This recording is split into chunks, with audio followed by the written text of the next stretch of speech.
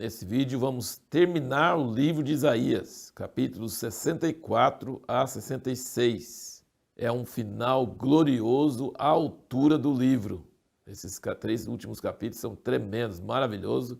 É como uma música que vai chegando no grande final, muito maravilhoso, muito tremendo. E esse primeiro versículo do capítulo 64, se fendesses os céus e descesses, e os montes tremessem à sua presença. Eu vi uma pregação uma vez de um homem de Deus que já esteve em avivamento só sobre esse pregou o tempo todo sobre esse já pensou pregar 1 hora sobre o Ele estava querendo mostrar que esse revela esse desespero, essa angústia, essa vontade.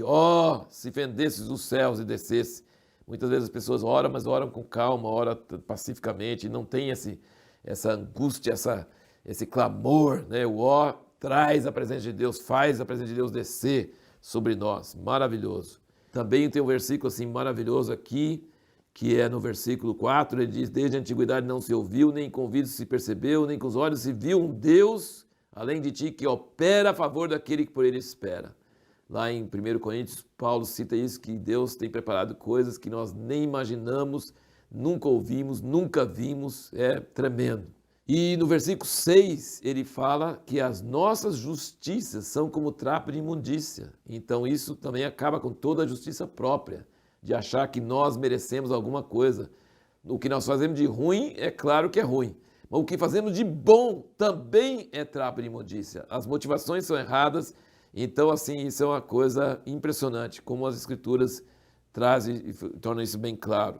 E aí você vai lendo aqui, você vai notando que, por um lado, tem o profeta expressando o clamor do povo, né? Falando, versículo 8, agora, ó Senhor, Tu és nosso Pai, nós somos o barro, Tu és nosso oleiro, e todos nós obras das Tuas mãos. Não te agaches tanto, ó Senhor, nem perpetuamente lembre da iniquidade. Olha, pois nós te pedimos, todos nós somos Teu povo. Então isso aqui já não é a palavra de Deus para Isaías, é Isaías clamando em nome do povo para Deus. E depois, no versículo 1 do 65, tornei-me acessível aos que não perguntavam por mim. Fui achado daqueles que não me buscavam. Há uma nação que não se chamava do meu nome, eu disse, eis-me aqui, eis-me aqui. Isso aqui é citado no Novo Testamento, em Romanos, Paulo cita isso, mostrando que Deus rejeitou Israel e se virou para os gentios. E os gentios não estavam buscando a Deus. Os gentios não mereciam. Os gentios não eram melhores. Nós não somos melhores que os judeus.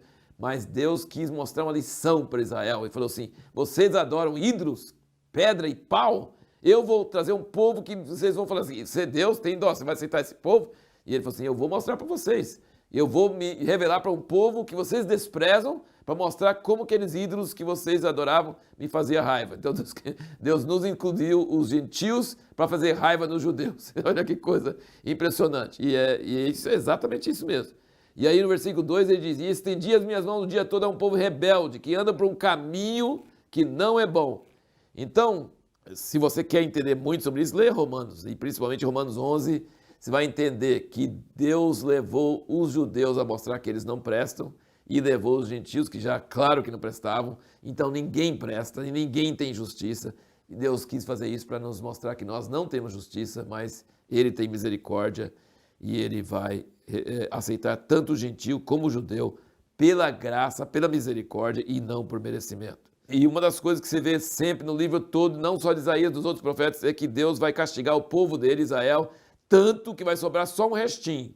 Mas esse restinho, que ele chama de remanescente santo, vai ser puro, vai ser santo, vai ser bom e vai ser abençoado. E a nossa pergunta no último vídeo, que falamos que ia responder agora, que são 2 visões fortes de Isaías, desde o primeiro capítulo até o último, ele tem 2 visões muito fortes. Ele vê o Senhor dos Exércitos, bravo, com ira, vindo e matando e acabando e exercendo juízo sobre a terra, sobre o povo dele primeiro e depois sobre as nações. E então isso é uma visão muito terrível, e a terra abalando, e todo o pecado e toda a raiva de Deus contra o povo dele e contra todas as nações.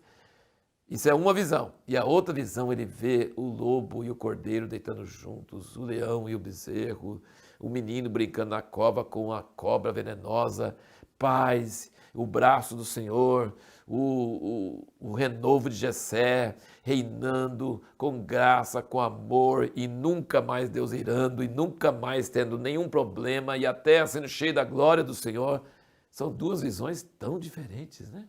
Parece até contraditório, mas não é, porque é necessário essa visão terrível de juízo para limpar a terra, para então vir uma segunda visão, que é essa visão de glória eterna, de paz eterna, de shalom de verdade, com harmonia, paz, justiça e nunca mais tendo nada de ira de Deus, e nem de violência, e nem de pecado, e nem de doença, e nem de dor, nada disso. Então essas são as duas visões, você vai ver no livro de Isaías inteirinho, e às vezes ele muda de um para o outro, de outro para um, o tempo todo, e aqui no fim não deixa de ser a mesma coisa.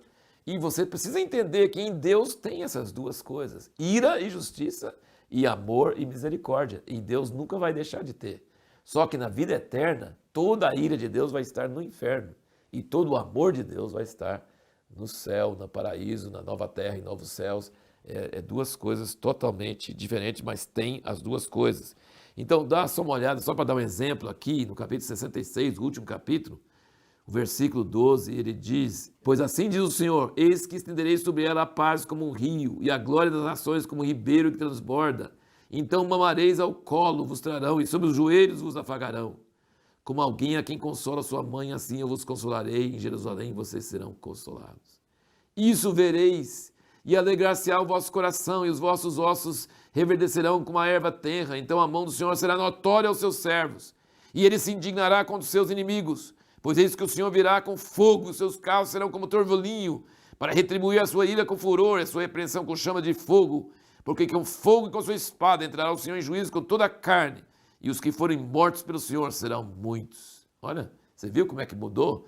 De uma cena de paz e consolo e graça, depois para ira e morte e sangue e juízo, né? Você vai ver isso direto.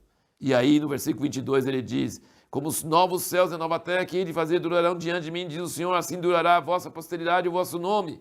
E aconselhará que desde uma lua nova até a outra, desde um sábado até o outro, virá toda a carne a adorar perante mim, diz o Senhor. Que mensagem, que maneira maravilhosa. Mas depois sairão e verão os cadáveres dos homens que transgrediram contra mim, porque o seu verme nunca morrerá, nem o seu fogo se apagará. Você percebe que essas duas visões estão no livro de Isaías inteirinho. E no livro do Apocalipse também você vai ver que retorna a isso. E isso é por causa da própria natureza de Deus. Uma última coisa também que eu queria comentar é que você vai notar, isso é nossa intenção, não é falar sobre escatologia em si, mas aqui menciona bastante coisa. No capítulo 65, versículo 17, diz: pois eis que eu crio novos céus e nova terra, e não haverá lembrança das coisas passadas, nem mais se recordarão. Versículo 19, nunca mais se ouvirá nela voz de choro, nem voz de clamor. Não haverá mais nela criança de poucos dias, nem velho que não tenha cumprido seus dias, porque o menino morrerá de 100 anos, mas o pecador de 100 anos será amaldiçoado. Edificarão casas, habitarão, plantarão vinhas e comerão fruto delas. E aí, mais para frente, ele diz, 24, quando será que antes de clamarem eles, eu responderei, estando eles ainda falando, eu os ouvirei. O lobo e o cordeiro juntos se apacentarão.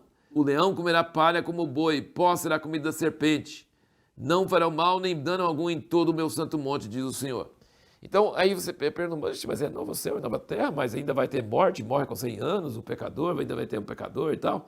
Então você percebe que existe uma confusãozinha ali, mas lá no Apocalipse a gente começa a entender mais que existe 1000 anos, Jesus volta na segunda vinda, aí tem 1000 anos do governo dele a partir de Jerusalém, e ele vai governando junto com os vencedores até que os inimigos todos sejam colocados debaixo de seus pés, e são muitos inimigos, desde a barata e o piolho, e o vírus do coronavírus, e sei lá, câncer, até a morte.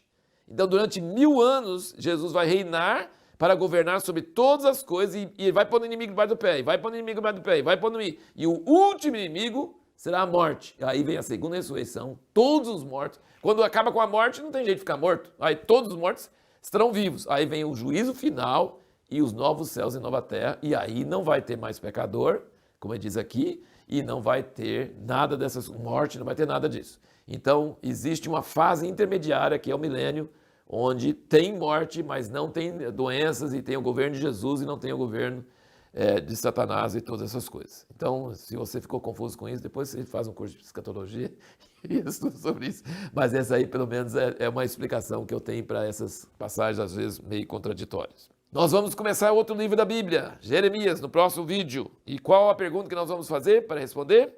Que tipo de pessoa Deus escolhe para ser seu profeta ou porta-voz?